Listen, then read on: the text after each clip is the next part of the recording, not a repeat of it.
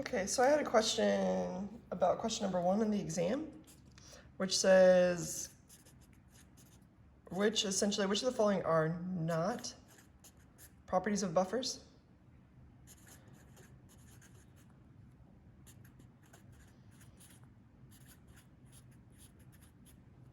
And it walks through a few things. The first, choice A, is that it resists pH change. And of course, we know that to be true. That's what a buffer does. It resists pH change, and it even specifically says when or when acids or bases are added, or when dilution occurs. So we can add OH minus, we can add H plus, and we can even add water, and it's going to attempt to resist a pH change. The next one says that they are a mixture of weak acid and strong base. So this is not true, but I'm going to go ahead and go back over this in a second. Let's just leave it there for now. The next one says that the pH is dependent on ionic strength. And that's absolutely true, though it's something that's oftentimes ignored. If you add a lot of ions to a solution, what's going to happen is going to mute. So for example, if you have a buffer, HC2H3O2, and it's breaking down into H plus, and its conjugate base over here, C2H3O2 negative. In this solution right here, if you added, for example, sodium chloride, which is Na plus, and Cl minus, which you would naturally add sodium because this is sodium acetate most likely. What's going to happen is the sodium is going to surround this right here, and it essentially shields the acetate. And so it's going to shift the equilibrium if the solution thinks that this isn't there, it's going to shift the equilibrium this way. Although if you have chloride here too, it's also going to surround the H plus. So it's ultimately going to alter the pH. And it's something that a lot of people don't consider is ionic strength in a reaction, even though in a buffer solution, even though it does play a role, its activity does play a role, or it plays a role in the activity, I should say. Part D is pH is dependent on temperature.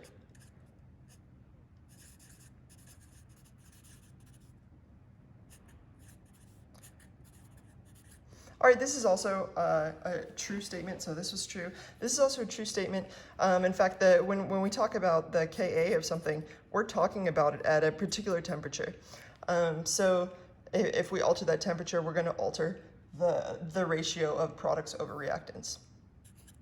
And finally, buffers are a mixture of weak bases and conjugate acid.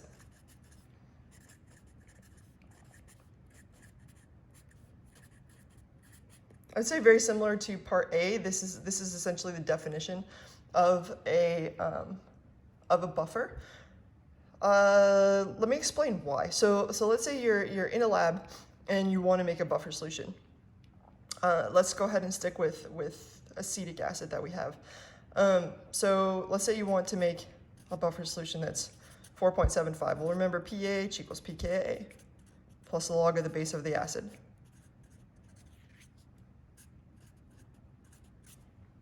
So if you want a 4.75 pH, you set that equal to the pKa. The pKa, let's say we're using acetate here, or acetic acid, is 4.75, so we made that real convenient for ourselves, plus the log of the base over the acid. Well, the only way 4.75 will equal 4.75 is if this is 0. In other words, if this is a 1-to-1 ratio, the log of 1 is 0, so we have to have equal amounts of base and acid. So in order to make that buffer, we're like, okay, well, we need some kind of base. Let's use sodium acetate.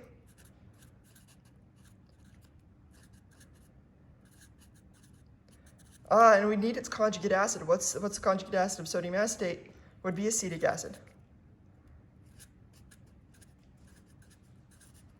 and we put those in solution, and we would naturally get this buffer occurring. Assuming we put equal amounts, it would be 4.75 pH.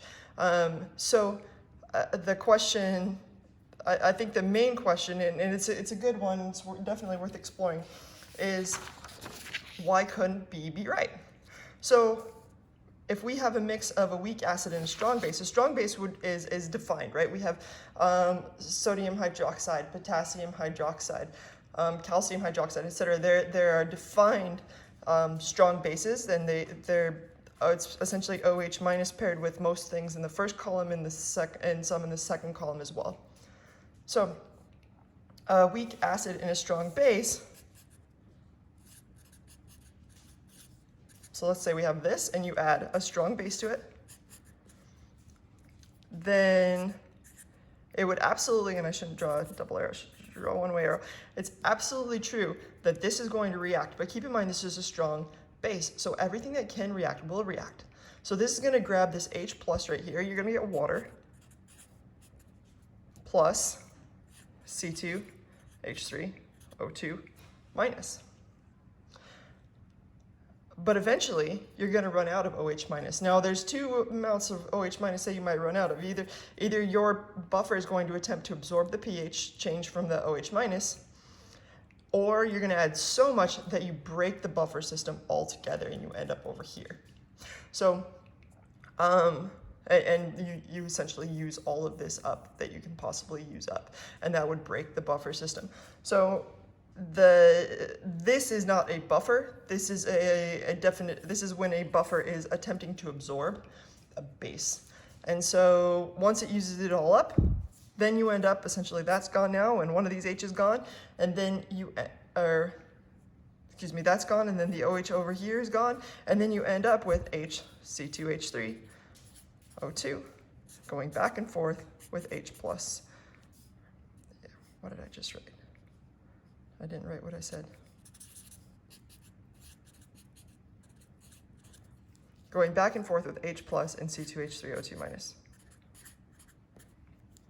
So yes, we can add a base, but this is not the definition. If you add a strong base, it's going to be a one-way arrow over to this town over here, and once we use up all that base, it's gone. It's not really part of the buffer, even though you're right, it does help create a conjugate base over here.